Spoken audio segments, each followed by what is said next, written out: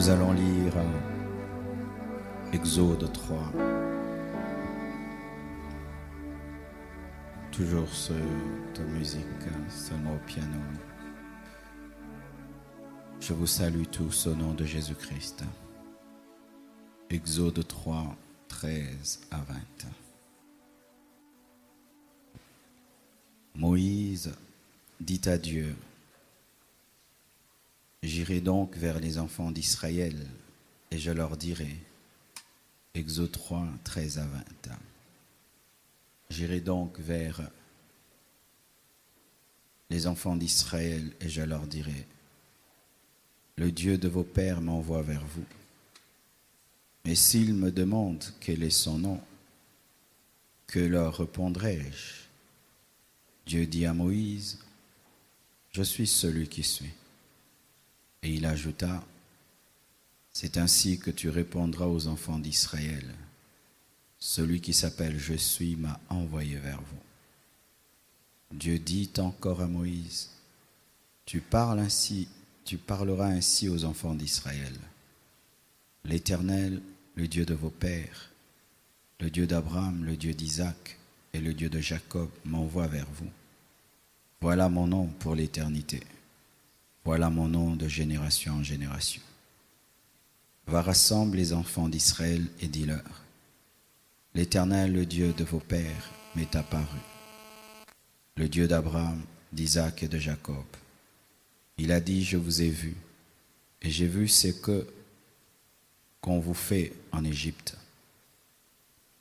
Et j'ai dit: Je vous ferai monter de l'Égypte où vous souffrez dans le pays des Cananéens, des Hétiens, des Amoréens, des Phéréziens, des Éviens et des Jébusiens, dans un pays où coule le lait et le miel. Ils écouteront ta voix, et tu diras: Toi et les anciens d'Israël auprès du roi. Et tu iras, toi et les anciens d'Israël auprès du roi d'Égypte. Et vous lui direz: L'Éternel, le Dieu des Hébreux, nous est apparu. Permets-nous de faire 3 journées de marche dans le désert pour offrir des sacrifices à l'Éternel notre Dieu. Je sais que le roi d'Égypte ne vous laissera point aller, si ce n'est par une main puissante. J'étendrai ma main et je frapperai l'Égypte par toutes sortes de prodiges que je ferai au milieu d'elle, après quoi il vous laissera aller. Que Dieu bénisse sa parole. Je veux rester là au piano seulement.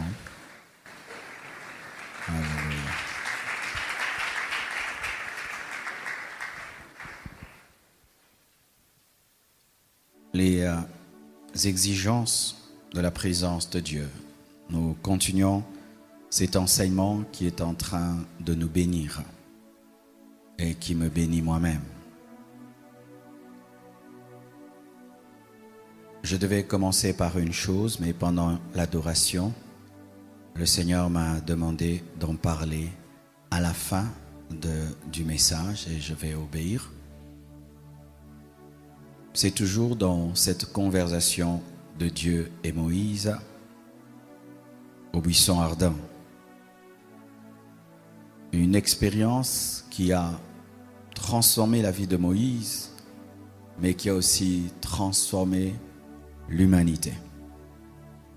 Car c'est après cette expérience qu'il était envoyé vers Pharaon, qu'il a délivré Israël, et que cette belle histoire des Juifs d'Israël avec Dieu, jusqu'à la naissance de Jésus-Christ, nous est parvenue. Donc même là, au buisson ardent, il y avait un plan pour le salut de l'humanité tout entière. Car il fallait que Moïse délivre la tribu de Lévi, délivre la tribu de Juda. Marie est sortie de la tribu des Lévi. Joseph est sorti de la tribu de Juda. Pour dire ceci, lorsque tu es face à Dieu et tu es en train de vivre des expériences extraordinaires, ne pense pas qu'il s'agit seulement de toi. C'est que tu vis seul dans ta chambre est capable de toucher toute l'humanité. C'est que tu vis seul dans ton intimité, dans une retraite, dans une veillée, à genoux à l'église, ne te concerne pas toi seul. Car Dieu considère les hommes comme des portes qui ouvrent des portes à d'autres hommes. Là, on croirait qu'il s'agissait que de Moïse, mais il s'agissait même de nous. Il s'agissait de nous. Il fallait que la loi lui soit donnée comme pédagogue afin que la grâce puisse venir. Il fallait que Dieu au départ se choisisse un peuple afin qu'il se donne à tous les peuples. Je répète, mon frère, quand tu pries, il ne s'agisse pas que de toi. Surtout pour vous qui priez en d'autres langues. Des fois, quand tu parles en d'autres langues, tu penses que tu es en train de prier pour toi-même, alors que l'Esprit est en train de te conduire à une intercession internationale, une intercession pour le monde entier. Il ne s'agit pas que de vous quand vous avez des expériences. Qu'un ange t'apparaisse, que Jésus-Christ t'apparaisse, que tu entendes une voix audible, que Dieu t'appelle à quelque chose, et même si Dieu te dit « je te bénirai », il ne s'agit pas que de toi dans le « je te bénirai ». Moïse était certainement seul, mais il n'était pas seul. En lui, il y avait un plan, un projet, pour des millions de Juifs, mais pour toute l'humanité. Car il a prophétisé avant de mourir que Christ allait venir. Il a dit, Dieu vous suscitera un prophète comme moi, plus grand que moi. Écoutez-le. Sortant de toutes sortes d'égoïsme lorsque nous sommes devant Dieu et sortant de toute négligence lorsque nous sommes devant Dieu. Parce que tu peux dire, c'est mon moment de prière, je peux prier avec distraction, je peux prier sans profondeur, c'est mon moment. Non. Dieu est capable de se révéler à toi pour résoudre même ce problème que nous avons avec le corona. Dieu est capable. Prenez très au sérieux vos moments avec Dieu. Prenez très au sérieux les révélations que Dieu vous donne quand vous priez. Prenez très au sérieux les onctions qui coulent sur vous, car elles ne coulent pas que pour vous, elles coulent pour les autres.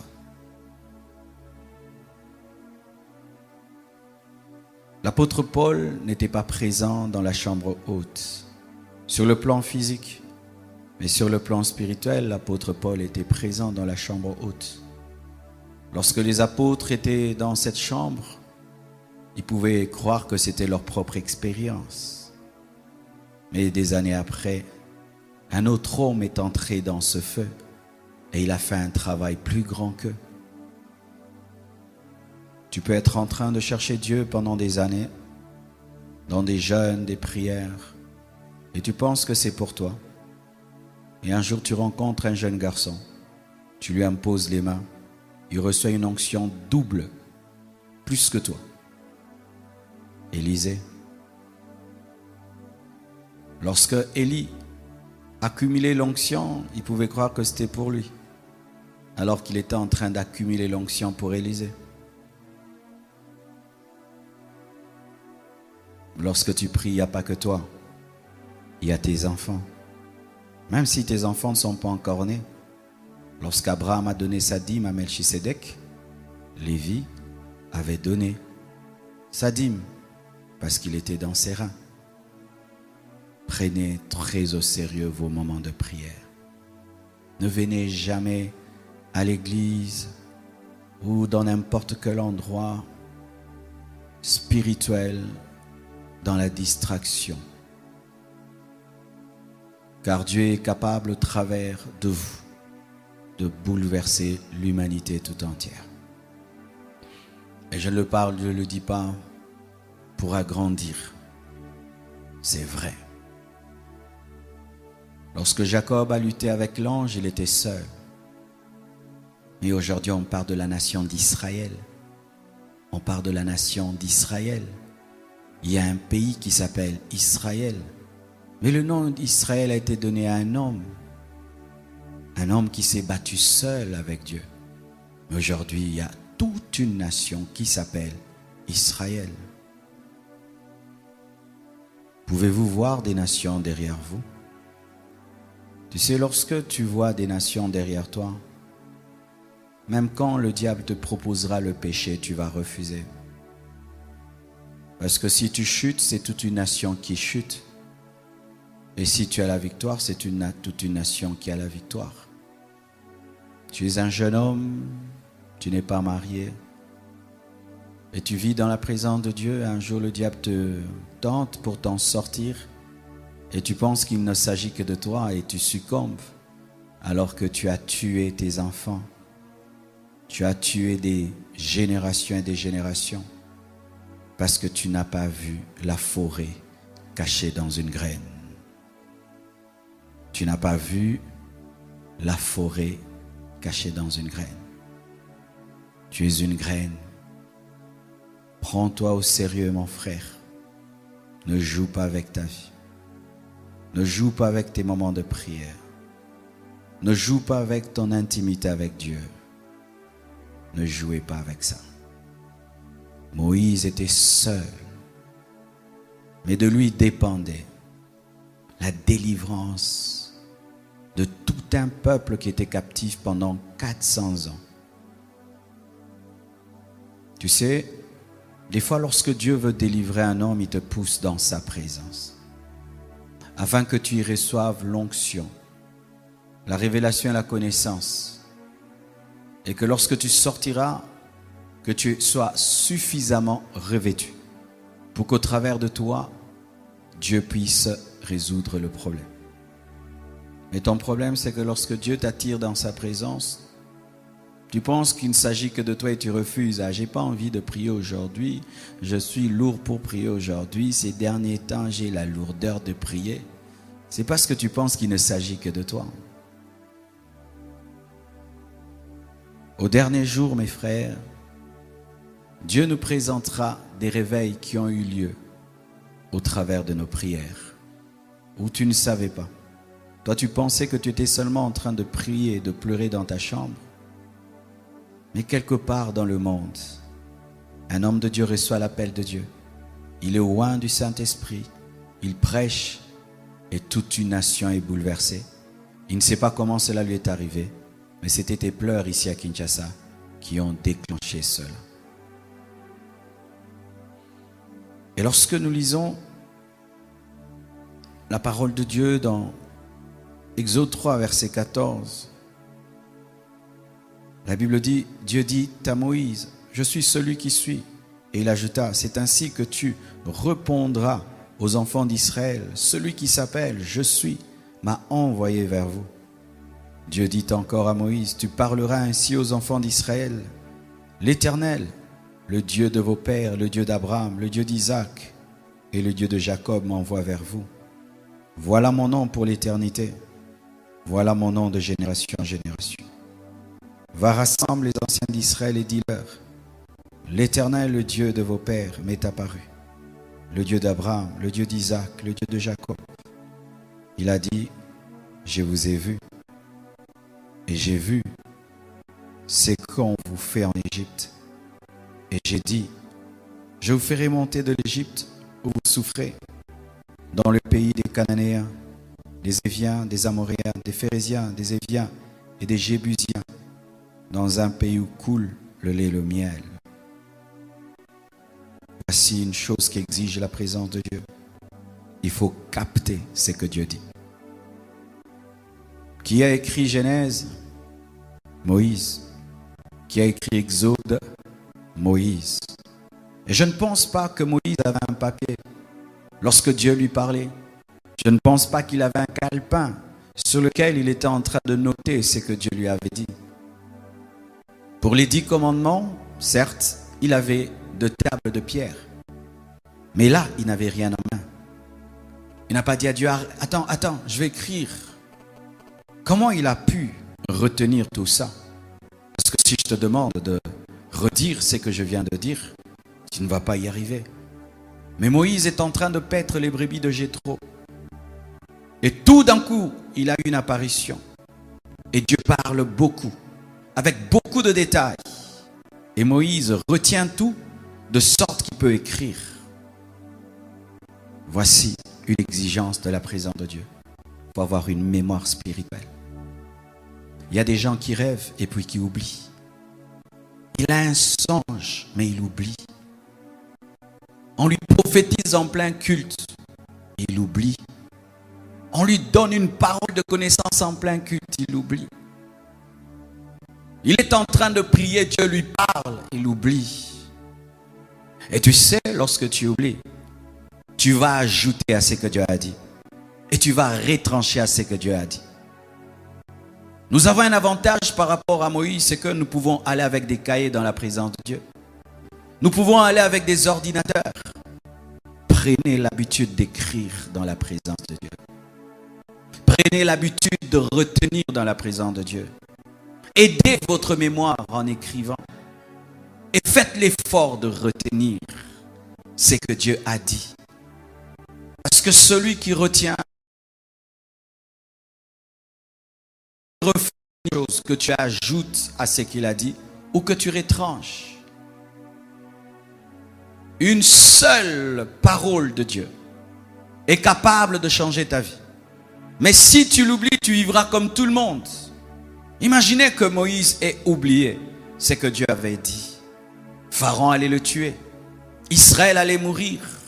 Israël n'allait pas recevoir même les 10 commandements ou recevoir toutes les autres lois qui ont suivi la loi. Avez-vous des cahiers dans lesquels vous écrivez?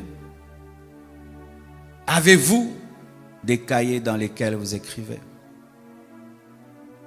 Je vois des gens qui vont en retraite, ils n'ont aucun cahier. Mais ils s'attendent à ce que Dieu leur parle. Je t'assure, ça impressionne. Lorsque tu as écrit une prophétie, mettons il y a 15 ans, dans un vieux cahier, et puis la prophétie s'accomplit, et tu vas relire le cahier, et les choses se sont faites comme Dieu avait dit, je t'assure, tu vas trembler. Tu vas avoir peur. Tu vas respecter Dieu. Tu vas l'honorer. Et je remarque ceci, c'est que les hommes qui oublient ce que Dieu dit, empêchent à Dieu de dire, parce que même s'il dit, tu oublieras. Et beaucoup au milieu de vous se plaignent, ils disent que Dieu ne me parle pas. Mais c'est parce que tu oublies ce qu'il a dit. Pourquoi veux-tu que Dieu ajoute alors que tu as déjà oublié ce qu'il avait dit? Tu n'as pas honoré ce qu'il t'a dit. Tu n'as pas honoré. Nous archivons des SMS, nous archivons des mails, nous archivons des messages WhatsApp parce que la conversation avec cette personne est tellement importante que nous ne voulons pas perdre des messages. Mais est-ce que nous archivons ce que Dieu nous dit? Est-ce que nous archivons dans notre mémoire, dans notre esprit, mais aussi dans des cahiers? Et déjà, frère, aller dans la présence de Dieu avec un cahier est un acte de foi qui prouve que tu crois que Dieu parle. Et tu crois qu'il te parlera. Et ainsi seulement aller avec un cahier à l'église prouve que tu crois que Dieu va te parler au travers de la parole. Venir avec une tablette et un ordinateur prouve que tu crois que Dieu te parlera. Et ça prouve que tu prends au sérieux ce que Dieu dit. Et même ces vidéos qui sont sur Internet, est-ce que vous allez réécouter? Des fois, tu viens ici, au travers d'un message, tu es bouleversé, mais tu ne vas jamais réécouter. Réécouter. Tu réécoutes des audios, tu réécoutes des chansons, tu révisionnes des films. Mais réécouter un message qui est même gratuit, tu ne le fais pas. Et tu dis que Dieu ne me parle pas. Comment veux-tu qu'il ajoute si tu n'as pas respecté ce qu'il a dit?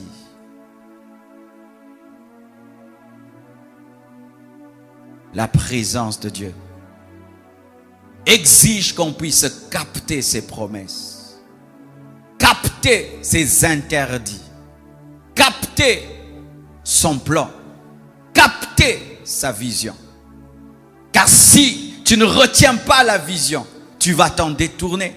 Si tu ne retiens pas les principes, tu ne vas pas les appliquer. Si tu ne retiens pas les interdits, tu vas les briser. As-tu écrit les interdits de ta vie? C'est dire des choses que tout le monde peut faire, mais pas toi. Des choses qui paraissent être bonnes pour tout le monde, mais pas toi. Des principes.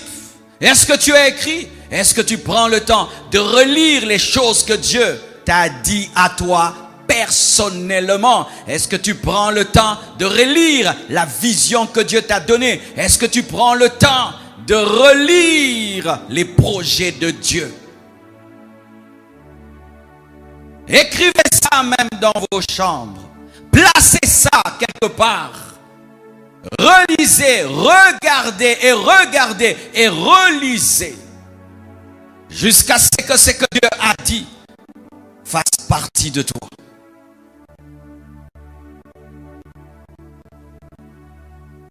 Penses-tu, frère, que tu peux continuer à parler à ton enfant, lui disant des choses très très sérieuses s'il les oublie? Non. Même quand tu parles avec ta femme, si quand tu lui parles, elle oublie toujours ce que tu lui dis, tu ne vas plus le faire. Si quand tu lui parles, elle est distraite, eh bien tu ne vas plus lui parler jusqu'à ce qu'elle va te donner son attention. C'est pourquoi dans la présence de Dieu, veillez à ne pas être distrait. Même quand vous écoutez la parole à l'église, vous devez travailler une discipline spirituelle qui vous amène à être captivé par la parole. Disciplinez votre corps afin de ne pas bouger tout le temps. Disciplinez vos pensées pour ne pas rentrer à la maison pendant que tu es au culte. Disciplinez vos yeux pour ne pas dormir pendant que vous écoutez la parole. Parce que tu peux dormir et c'est quand le mot qui pouvait changer ta vie sort. Qui était le meilleur des classes lorsque nous étudions? C'était ces étudiants qui ne dormaient jamais. C'était ces étudiants qui ne dérangeaient jamais. C'était ces étudiants qui étaient toujours devant le professeur. C'était ces étudiants qui n'attendaient pas la récréation. C'était ces étudiants qui avalaient tous les mots du professeur. Il en est de même dans la présence de Dieu. Lorsque tu causes, tu rates. Lorsque tu rentres chez toi, tu rates. Lorsque tu comptes, tu rates. Lorsque tu te distrais dans la présence de Dieu, tu rates. C'est pourquoi moi, quand j'étais fidèle, je ne m'asseyais jamais à côté d'un frère qui a l'habitude de causer pendant le culte. Je demandais toujours au protocolaire de me mettre loin de telles personnes, car ce sont des voleuses de révélation. Des voleuses de révélation. Pourquoi aimons-nous les retraites? C'est parce que là, il n'y a pas un voisin qui distrait. Là, il n'y a pas quelqu'un qui t'embrouille. Là, il n'y a pas quelqu'un qui te fait oublier ce que Dieu t'a dit. Lorsque Dieu est en train de parler à Moïse, il dit, tu diras. C'est-à-dire, tu ne diras pas ce que tu veux. Tu diras ce que je veux. Tu leur diras que j'ai vu leur souffrance. Je veux les délivrer. Je suis le Dieu de leur père, le Dieu d'Abraham, le Dieu d'Isaac et de Jacob. Il ne pouvait pas dire le Dieu d'Abraham, le Dieu de Jacob et d'Isaac. Il devait dire le Dieu d'Abraham, d'Isaac et de Jacob. Il devait parler comme Dieu avait parlé. Mais pour parler comme Dieu a parlé, il faut être concentré. Même en tant que prédicateur, si tu prépares tes messages dans la distraction, tu prêcheras mal parce que tu ne capteras pas tout ce que Dieu veut te dire. Parce que dans un message, il y a plusieurs dimensions. Il y a la dimension de l'onction, il y a la dimension de l'âme du message. Des fois, c'est un message qui donne la joie, la révolution, qui donne la tristesse, la colère. Tu dois capter même le cœur de Dieu pour prêcher. Et tu dois capter ce que toi-même, tu dois arranger dans ta vie avant de prêcher. Mais si tu es distrait, tu ne prêcheras pas la pensée de Dieu, tu prêcheras ta pensée. Et je vois des prédicateurs qui se préparent à prêcher dans la distraction. Lorsque tu es devant Dieu, fais tout pour capter le maximum. Parce que le bouleversement de ta vie peut être caché. rien que dans une phrase. Va, dans un mot. Va, va. Et tu n'entends pas le va. Et tu restes là. Mais tu as dit va et ça te donne du retard dans la vie.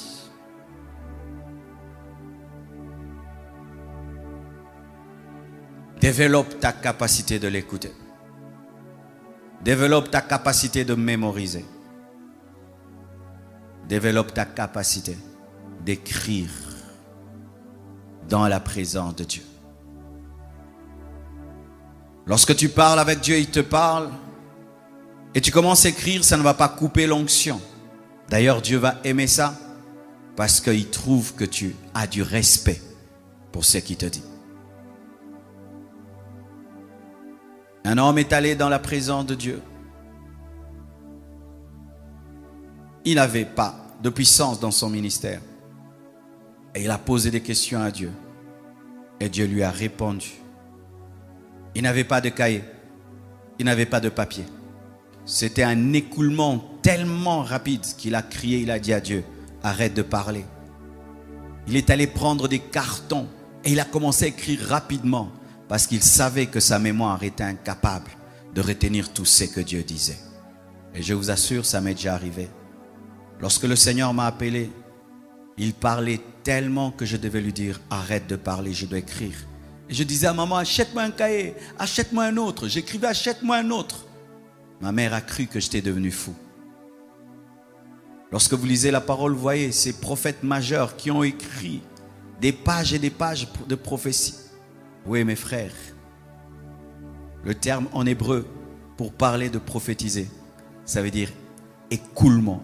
Un écoulement tellement grand. C'est comme un robinet qu'on ouvre du coup et ça jaillit de partout. Et Dieu, un jour, toi tu viens devant Dieu, tu penses qu'il va te donner une phrase, mais il te donne un livre. Comment tu vas faire? Oui, frère. Tu sais que Dieu peut te donner un livre en une seconde. Il télécharge dans ton esprit tout un livre, mais après tu dois vite écrire ça. Mon livre sur stratégie face à la tentation, je l'ai reçu en un jour. En un jour, il m'a seulement dit, tu n'enseignes pas bien la sainteté. Tu révèles aux gens leurs péchés, mais tu ne montres pas les solutions. Mais toi, je t'ai donné la victoire dans ce domaine. Tu écris maintenant ces choses. Je prends mon bic, je prends ma tablette, je commence à écrire. Brrr. Et j'ai senti que ça m'a été donné en quelque temps. Et tout le reste, je ne faisais qu'accoucher. Frères, sœurs, nous devons changer notre manière de nous approcher de Dieu. Car souvent, lorsque nous nous approchons de Dieu, nous ne nous attendons pas des grandes choses. Nous attendons que Dieu puisse te dire seulement tu as péché, il y a un sorcier. Non, tu peux venir devant Dieu, il te donne un livre. Il te donne une mission pour le Congo. Il te donne les étapes pour la délivrance du Congo. Oui, il te donne les étapes pour la délivrance du Congo. Il te donne les étapes pour la délivrance de ta famille. Il te montre les 20 années de ta vie qui viennent. Il te montre 10 phases de ta vie. Et pour chaque phase, il te montre 3-4 choses. Oui, mes frères, c'est ça aussi, grandir dans les choses de Dieu. Ce n'est pas toujours, tu pries, amen. Tu pries, amen. Non, mes frères.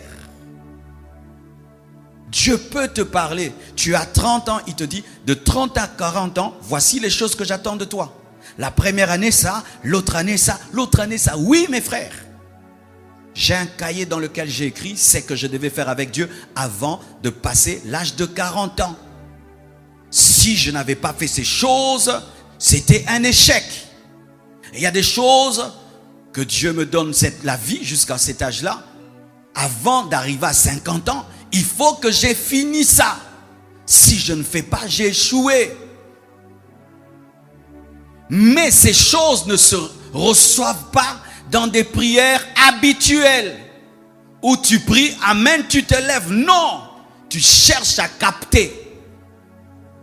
Et quand Dieu va te parler, il peut te parler par un oracle, il peut te parler par une voix audible, il peut te parler par une vision, par un songe, il peut te parler par une conviction, par une inspiration, il peut te parler par un livre, il peut te parler par une lecture, par une prédication. Mais quelle que soit la manière dont Dieu va parler, tu dois mémoriser. Tu dois mémoriser. Car si tu oublies les étapes de ta vie, comment tu sauras si tu es en retard ou si tu es en avance? Quel est ce PDG qui parle à sa secrétaire et n'écrit jamais? Les secrétaires écrivent toujours. Pour ne pas oublier ce que le chef a dit. Et quand tu te tiens devant Dieu pour qu'il te parle, tu dois être comme une secrétaire. Écrire, relire, retenir, de sorte que ça fasse partie de toi. Et vous savez, frères, étant des hommes, nous avons un problème, c'est que plus le temps passe, plus nous finissons par oublier ce que Dieu a dit ou à nous y habituer ou même à penser que c'était notre pensée. Mais lorsque tu rentres dans tes cahiers, dans tes notes et tu vois que c'est Dieu qui avait parlé, tu es rafraîchi. Alléluia. Alléluia.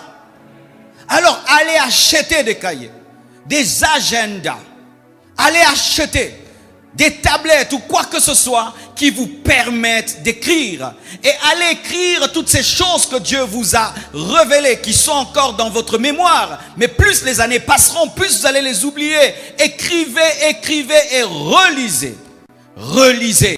Ayez un cahier de prophétie, un cahier de directives, un cahier d'interdits, un cahier des rêves et des projets de Dieu pour vous, un cahier. Et ainsi, ça vous permettra de remettre en question ou de discerner l'esprit qui vous a parlé, car on reconnaît l'esprit de Dieu par l'accomplissement des prophéties. Frères et sœurs, comment tu peux connaître l'esprit qui te parle si tu ne le juges pas? Il t'a dit que dans 3 ans, telle chose va arriver, ça n'arrive pas. Et puis dans 2 ans, ça n'arrive pas. Ainsi déjà, tu peux savoir que tu es sous l'emprise d'un esprit de mensonge. Car oui, frère, dans le domaine des voies et des directives, il y a aussi des démons de mensonge. Et pour que tu saches, c'est dans l'accomplissement. J'ai rencontré une sœur qui prétendait entendre Dieu. Quand elle a commencé à me donner ses prophéties, clairement j'ai su que c'était le diable. Mais comme elle était remplie d'orgueil et de suffisance, elle ne pouvait pas m'écouter. Mais je lui avais dit seulement, tu as dit que Dieu t'a dit ça quand? Dieu lui avait dit qu'elle va aller dans telle famille et après 2-3 mois, il y aura un réveil dans toute cette famille, il y aura une grande délivrance. Et c'était faux. Et je lui ai dit, tu as dit dans combien de temps? Ok, j'attends que ça s'accomplisse. Jusqu'aujourd'hui, cela n'est pas arrivé. Est-ce que vous testez les voix qui vous parlent? Les orgueilleux ne testent jamais les voix qui leur parlent et ils ne reconnaissent jamais qu'ils ont mal prophétisé. Ils ont toujours raison et ils changent toujours le contexte de l'accomplissement de la prophétie pour avoir raison. Ils prophétisent clairement que cette année, le Congo deviendra comme l'Afrique du Sud. Ça n'arrive pas et ils disent c'est spirituellement. Ne faites pas ça. Reconnais ta maladie prophétique et tu entendras la vraie voix de Dieu. Car tout le monde dans le domaine prophétique, un jour, n'a pas bien dit les choses. Il n'y a pas un seul qui peut dire qu'il ne s'est jamais trompé. Écrivez, relisez. Alors tu peux avoir 10 prophéties, mais parmi les 10, il n'y a que 3 qui viennent de Dieu. Et ainsi tu élimines les 7 qui te distraient et tu te concentres sur les 3. Tu comprends ça, mon frère? Lorsque j'ai commencé à vivre ces choses, voici ce qui m'est arrivé. Lundi, une voix me parlait au nom de Dieu. Du matin au soir, et j'étais convaincu que c'était Dieu. Mardi, une autre voix me parlait qui contredisait tout ce que la première voix du lundi avait dit. Et le mercredi, une autre voix me parlait qui contredisait la voix du lundi et du mardi. Et le jeudi, une autre voix qui contredisait toutes les autres voix. Mes frères, c'est parmi les périodes les plus difficiles de ma vie, où tu ne sais plus qui te parle. Tu ne sais pas si c'est ta pensée, si c'est le diable, si c'est le Saint-Esprit, si ce sont les hommes. C'était dur. Et j'ai fait cette prière et j'ai dit à Dieu, Seigneur, tu sais que je veux faire tout ce que tu me diras. Mais accorde-moi seulement la grâce de savoir quand c'est toi qui parles. Et quand c'est moi, et quand c'est le diable, et quand c'est l'homme. Vous savez, au lieu que Dieu me réponde avec beaucoup de messages comme j'entendais, j'ai seulement senti une paix. Une paix, alors, d'un niveau que je ne peux expliquer. Une paix qui remplit à 100% ton âme. J'ai senti cette paix. Et puis j'ai dit, pourquoi tu me réponds par la paix? C'est le signe qui accompagnera ma direction. Et je vous assure, chaque fois dans ma vie que j'ai pris une décision sans avoir cette paix à 100%, je l'ai payée très cher. C'est pourquoi moi, quand je vous dis seulement, j'ai pas la paix, il faut me laisser tranquille. Quand vous m'entendez dire, non, j'ai pas la paix pour ça. Même si c'est une bonne chose, une bonne opportunité, quand seulement je dis ça, il faut me laisser. Il ne faut pas me mettre de la pression. Ça échoue toujours. Mais quand je m'engage dans une chose, avec cette paix, même si on dit que ça va échouer, ça réussit toujours. Frère, tu ne peux pas être dans cette vie spirituelle, une vie des voies, sans connaître les voies. Tu ne peux pas entrer dans le domaine des voies sans discerner la voie de Dieu. Tu ne peux entrer dans ce monde de direction, de principes, sans discerner la voie de Dieu. Donc, frère, la présence de Dieu est une école de la voie. Quand tu pries, ne prie pas seulement pour demander. La prière n'est pas faite que pour demander. La prière est faite aussi pour maîtriser la voix du berger. Car les brebis connaissent sa voix. Donc la présence de Dieu nous aide à devenir des vrais brebis du Seigneur. Des brebis qui savent que ça, c'est le maître, ça, c'est le mercenaire, ça, c'est le loup. Même un enfant connaît l'odeur de sa mère. Un enfant connaît le battement du cœur de sa mère. Vous savez comment? Depuis le ventre de maman, elle connaît le battement de sa mère. Et tu ne peux le voler. Mes frères et sœurs, travaillez à cela. Si tu sers Dieu et tu ne sais pas clairement quand Dieu te parle, tu es en danger. Si tu sers Dieu et tu ne sais pas quand Dieu te parle, tu es en danger. Certains, pendant que je prêche, Dieu leur parle. Ils pensent que le pasteur Marcelo prêche bien. Tu vois, il est serviteur de Dieu. Il est en prière ces derniers temps pour que Dieu lui parle. Et là, Dieu est en train de lui parler, mais il attend une prophétie. Il attend que je lui parle alors que Dieu lui parle. Savez-vous écouter Dieu dans une prédication? Savez-vous écouter Dieu dans un enseignement? Savez-vous quand est-ce que l'homme de Dieu maintenant est sous une onction prophétique sans dire Dieu a dit? Savez-vous cela, mes frères? Savez-vous cela? Car certains, jusqu'à votre mort, jamais un prophète ne vous dira Dieu a dit. Ah oui, j'aimerais te dire la vérité. Certains, jusqu'à votre mort, vous n'entendrez jamais la voix audible de Dieu. Vous n'entendrez que des prédications. J'aimerais te dire la vérité. Je ne te mentirai pas. Certains, jusqu'à votre mort, vous n'entendrez jamais une voix audible. Vous ne verrez jamais un prophète venir vous dire Dieu m'a dit, non.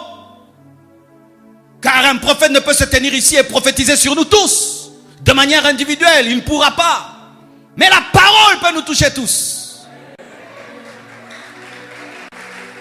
Tu dois développer ta capacité à écouter Dieu dans un message. Et à retenir. Et à t'accrocher. Kenneth Hagin n'a basé son ministère que sur un verset. Tout ce que vous demanderez en priant, croyez l'avoir reçu et vous le verrez s'accomplir. Un verset. Avec un verset, il a bougé le monde entier. Il a écrit des livres, il a engendré des fils, il a guéri des malades, il a chassé des démons, il est devenu millionnaire avec un verset.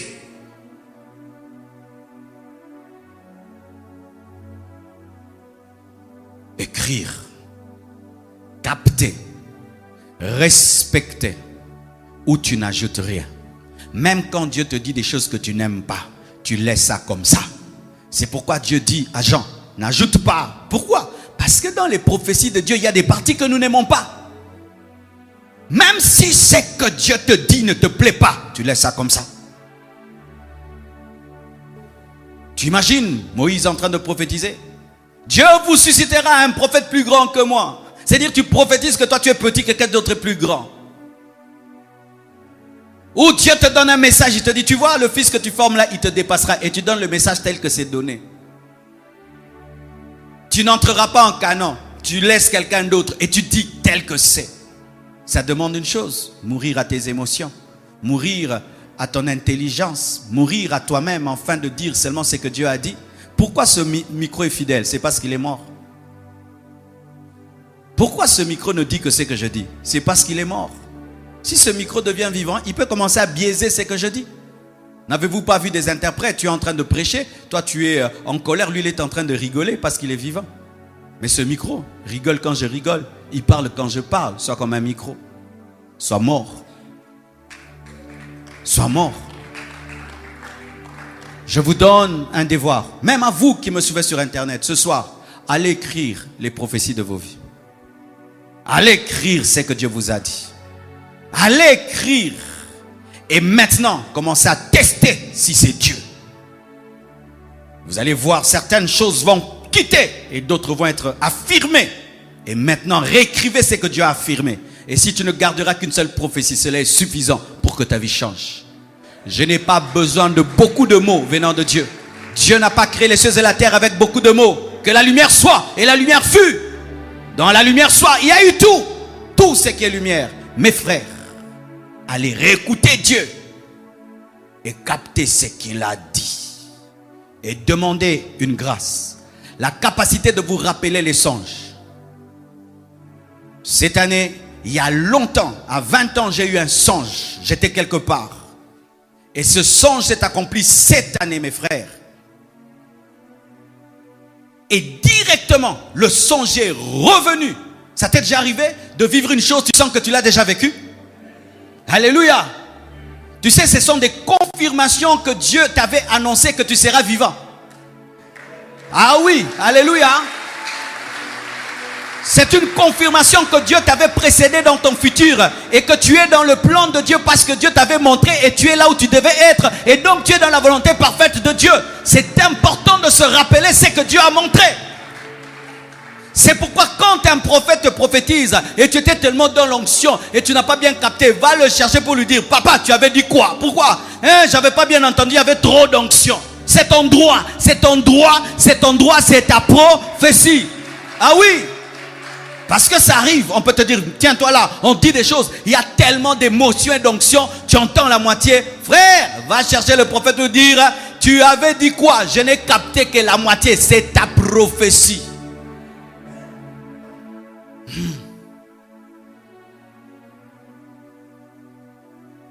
La présence de Dieu. Au verset 18, la Bible dit, ils écouteront ta voix et tu iras, toi et les anciens d'Israël, auprès du roi d'Égypte. Vous lui direz, l'Éternel, le Dieu des Hébreux, nous est apparu. Permets-nous de faire 3 journées de marche dans le désert pour offrir des sacrifices à l'Éternel, notre Dieu. La présence de Dieu exige que tu croies au succès. Dieu n'est pas un Dieu d'échec. Dieu n'a pas besoin que tu échoues pour qu'il soit Dieu. Il a dit, vous irez. Tu leur parleras et ils t'écouteront. Ils t'écouteront. Les anciens t'écouteront. Israël t'écoutera. Il est devant Dieu. Il ne sait pas parler. Il bégaye. Mais Dieu lui dit, quand tu vas parler là, ils vont t'écouter et ils vont te suivre. Tu es en train de prier, tu es seul. Dieu te dit, tu aurais une église de 10 000 personnes et tu crois que tu auras. Tu es en train de prier seul et tu reçois un message. Tu le trouves qui n'est pas puissant. Dieu te dit, quand tu vas prêcher, les âmes seront sauvées et tu crois. Tu es en train de prier, tu pries que les aveugles voient et les paralytiques marchent. Et Dieu te dit, quand tu vas prier, ils vont marcher, tu crois. Crois au succès. Je crois au succès. Je crois au succès. Je m'attends au succès. Je ne prêche pas une sanctification d'échec, frère. Moi, je prêche la sanctification qui demeure dans le succès. Car d'ailleurs, la vraie sanctification, c'est quand tu réussis. C'est sanctifier parce que tu échoues, c'est normal. Parce que la vie t'a frappé. Mais quand tu te sanctifies, tu es grand, tu es élevé, tu es béni, tu as toutes choses. Là, tu fermes la bouche au diable. Car plusieurs personnes abandonnent Dieu dans le succès. Frère, croyez au succès. Je crois que je peux avoir une grande distinction dans mes études au nom de Jésus-Christ. Je crois que je vais réussir dans le ministère. Je crois que je vais réussir dans mon mariage. Je vais réussir dans ma prédication de ce soir. Oui, frère, je ne m'attends jamais à l'échec. Moi, je ne m'attends jamais à l'échec. Jamais je ne m'attends à échouer. Jamais. Je prie et puis je m'attends à échouer. Jamais. Je ne prie pas pour échouer. Je ne suis pas venu accompagner les gens qui réussissent. Si tu réussis, je réussirai. Je ne suis pas venu acclamer les autres. Tu fais bien, je t'acclame. Je fais bien, tu m'acclames. Nous nous acclamons. Nous nous acclamons. Nous nous acclamons. Ah oui. Donne-moi un amen que je te parle. Elisabeth a un bébé, Marie aussi a un bébé. Même si le bébé de Marie est supérieur au bébé d'Elisabeth, mon bébé c'est quand même un bébé. Et ton bébé a besoin de mon bébé pour être baptisé et pour être présenté. Car l'agneau ne peut se présenter. Il faut que Jean-Baptiste puisse le présenter. Je crois au succès, je crois à l'impact, je crois en cela. C'est pourquoi je n'aime pas les défaitistes à côté de moi. Je n'aime pas les négativistes à côté de moi. Je n'aime pas cela. Il y a déjà des démons qui me découragent et des sorciers qui me découragent. Pas des chrétiens qui me découragent. Frère, sœur, as-tu déjà vu un coach qui appelle ces gens et dit aujourd'hui on va nous battre? Tu as déjà vu ça? Même si c'est Mabouilou contre Real de Madrid, le coach de Mabouilou va dire nous allons gagner, nous allons gagner, nous allons gagner. Mais toi, tu n'es pas dans Mabouilou, tu es dans l'église du Seigneur, tu es dans le royaume de Dieu, tu es fils de Dieu. Tu réussiras, tu réussiras, tu réussiras, tu réussiras, tu réussiras.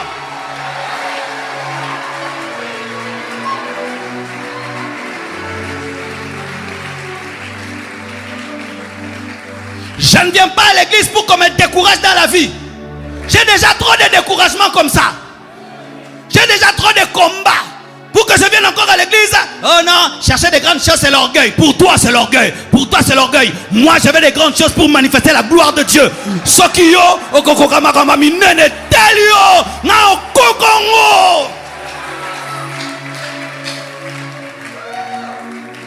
Faites des grandes choses. Réussissez. Les anciens t'écouteront. Moïse, même si tu bégayes, les anciens t'écouteront, car Dieu va te donner Aaron. Même si tu bégayes, tu réussiras. Ils t'écouteront. Tu vas finir tes études, tu vas faire un bon mariage et tu auras des enfants. Tu vas construire ta maison, tu auras des voitures, tu vas voyager dans le monde entier. Tu auras un grand ministère accompagné de signes, de prodiges et de miracles. Tu monteras et tu ne descendras pas. Tu n'abandonneras pas Dieu. Je proclame le succès, j'annonce le succès. Tout ce que tu toucheras sera béni. Tout ce que tu entreprendras sera béni. Tu seras béni dans le champ, tu seras béni dans la ville. Tu seras la tête et non la queue. Tu seras en haut et non en bas. Ce n'est pas la parole de Marcelo, c'est la parole de Dieu. Ce n'est pas la parole de Marcelo, c'est la parole de Dieu. Ce n'est pas la parole de Marcelo.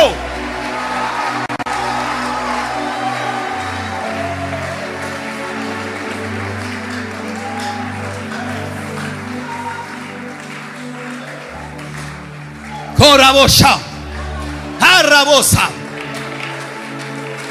Et la rage de vaincre dans la vie. Ne soyez pas des faiblards. J'essaye. Tu n'essayes pas. Tu vas réussir. On verra si ça marchera. On ne verra pas. Ça marchera. Ça doit marcher. Ça doit marcher. Ça doit marcher. Et ça doit marcher.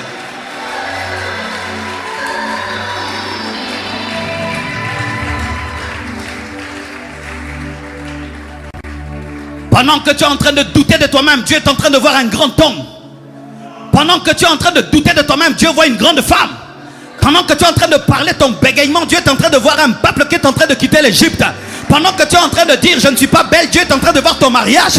Pendant que tu dis je n'ai pas d'argent, Dieu est en train de voir ton entreprise. Pendant que tu dis je ne sais pas prêcher, Dieu est en train de voir des séminaires, des conférences que tu es en train de faire. Pendant que tu dis je ne sais pas, je n'ai pas le miracle, Dieu voit des malades qui sont guéris. Tu iras et tu vaincras. Quand j'ai commencé mes voyages missionnaires, je suis allé à Matadi. Et Matadi s'appelle Pierre. C'est ça la signification de Matadi. Et les gens m'ont dit, Marcelo, tu vas à Matadi? Oh, là-bas, les gens ont des cœurs de pierre. Ça s'appelle Matadi. Les gens là-bas ne croient pas facilement. Ils doutent beaucoup et tout. Et moi aussi, je commençais à aller. Et je m'attendais à prêcher. Les gens ne croient pas. L'onction n'agit pas. Et puis Dieu m'a dit, quoi? Toi, tu t'attends à Matadi. Comme tu t'attends à Matadi, tu vas vivre Matadi. Et puis il me pose une question. Marcelo, tu as déjà prêché à Matadi? Non. Tu as déjà manifesté l'onction à Matadi? Non. Mais pourquoi tu t'attends des choses alors que tu n'as rien essayé? Si eux ils ont vu Matadi, c'est parce qu'ils ont attendu Matadi, ils ont vu Matadi. Mais toi n'attends pas Matadi. Attends, éponge. L'onction entre, la puissance entre, la parole entre. Et je suis arrivé à Matadi. Alléluia. En 1998. En 1996, j'arrive à Matadi. Dans une petite église. Et je commence à prêcher. Et puis tu m'as dit, Marcelo, prends ta veste, balance-la. Je la prends, je tourne comme ça. Brou, les gens tombent.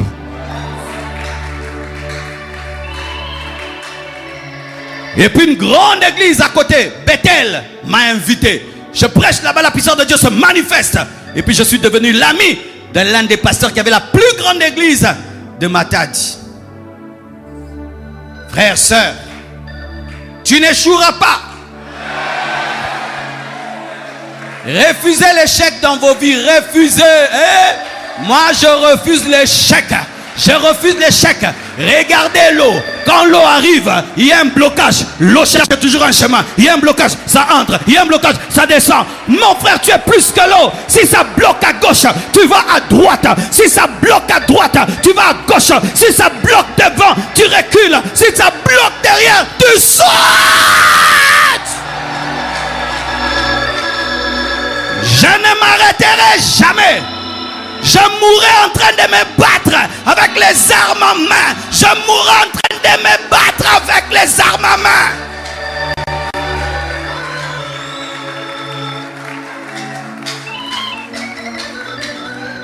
Soyez des battants. Tu ne peux pas te réveiller comme un païen. Seigneur, je vais quoi aujourd'hui? Je me sens pas... Péché! Père, merci pour cette journée. Nous deux on fait quoi aujourd'hui? Nous deux on fait quoi aujourd'hui? Nous deux on fait quoi aujourd'hui?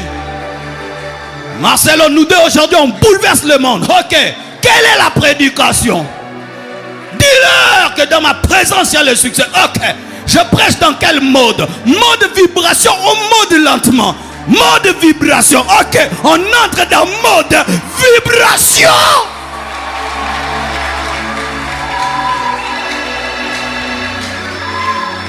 Frère, ne perds pas le temps. Il n'y a pas de temps. Donne le meilleur de toi-même. Il n'y a pas le temps. Donne toute ta force. Il n'y a pas le temps. Donne toute ton intelligence. Il n'y a pas le temps. Donne le meilleur de toi.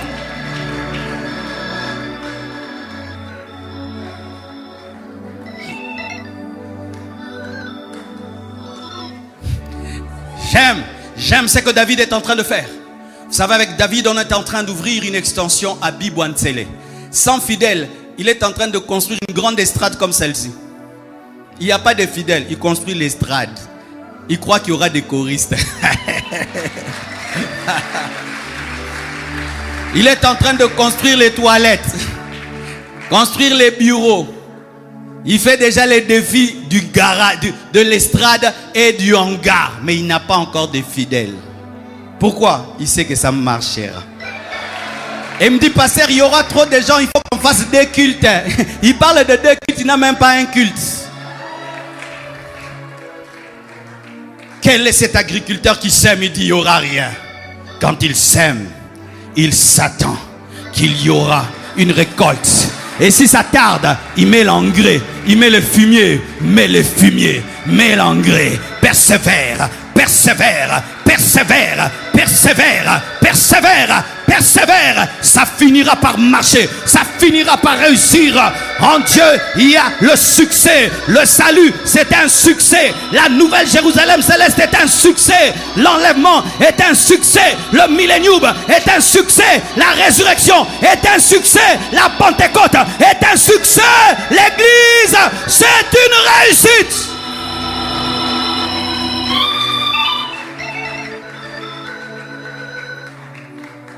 Lorsque les colonisateurs sont venus enseigner la parole aux Noirs, ils l'ont mal enseigné, si vous ne savez pas.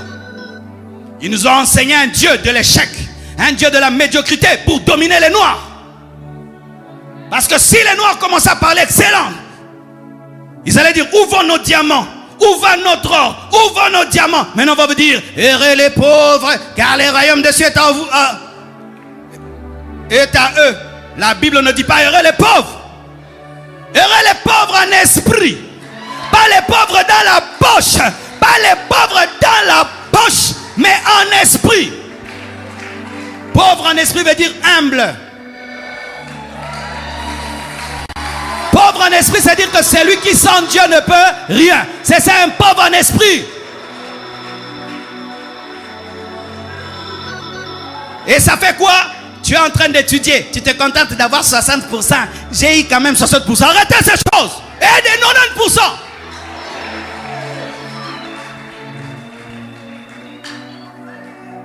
Tu as une voiture qui roule avec beaucoup de fumée. Pourvu que j'arrive à la maison. Arrêtez ça. Roule avec ça en attendant. Mais tu as la vision d'une voiture qui ne fait même pas du bruit pendant qu'elle marche. Dieu te donnera selon ta foi. Qu'est-ce qu'une voiture? C'est 2 pneus avec un moteur, c'est tout. C'est 2 pneus avec un moteur, c'est tout. On commence à se contenter de l'à peu près, de l'à peu près. Non! Jésus a dit tout est accompli.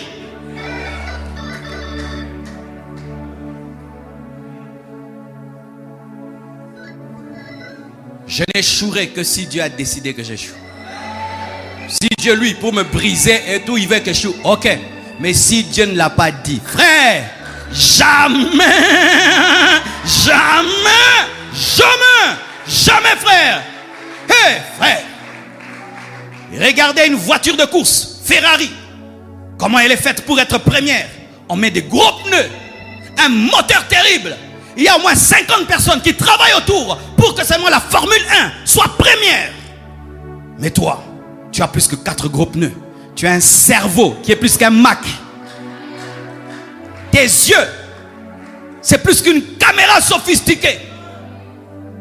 En toi, tu as de l'électricité. Vous savez ça? Il y a de l'électricité dans l'homme. C'est pourquoi quand quelqu'un a un AVC, on m'amène quoi? L'électricité. Pourquoi? Pour réveiller les moteurs électriques. Dieu te crée à son image, à sa ressemblance pour que tu échoues.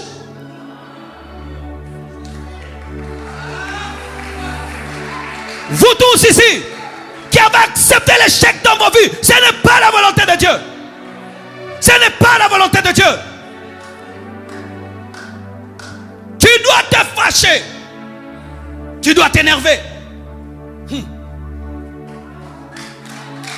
Écoute ceci, frère. Imagine que Dieu puisse faire de la sortie de l'Égypte un échec. Moïse prend le peuple d'Israël. Il les fait sortir de l'Égypte. Ils arrivent devant la mer Rouge. Il élève le bâton. La mer Rouge ne s'ouvre pas. Au moins, on a pas conséquence. Hein? Le pharaon allait venir. Il allait tuer 1 million de personnes. Et il allait tuer Moïse. Dieu était condamné à les faire réussir. Parce que s'il n'avait pas réussi, ils allaient mourir. Dieu est condamné à te faire réussir, mon frère. Ton problème, c'est que tu ne le sais pas. Pourquoi? Parce que son honneur est lié à ta vie. Son honneur est lié à ta vie. Donne-moi un amen. Mon enfant, viens me voir. Papa, je vais à l'école. À l'école, j'ai une dette de $50. Je vais payer ou pas payer? Si je ne paye pas, on va dire quoi? L'enfant de Marcelo. Et si toi tu es chaud, on va dire l'enfant de qui?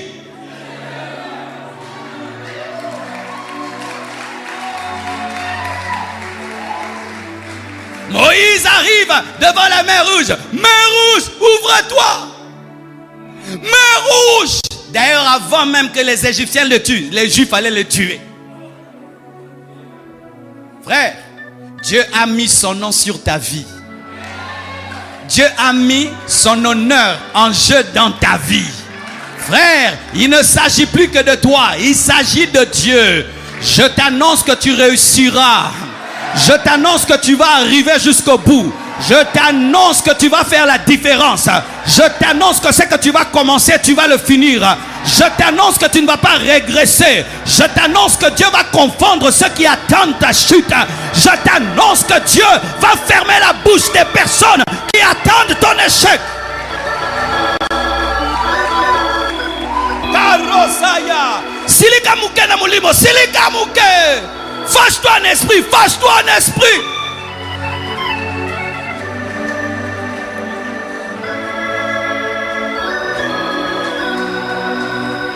Fâche-toi en esprit, fâche-toi en esprit.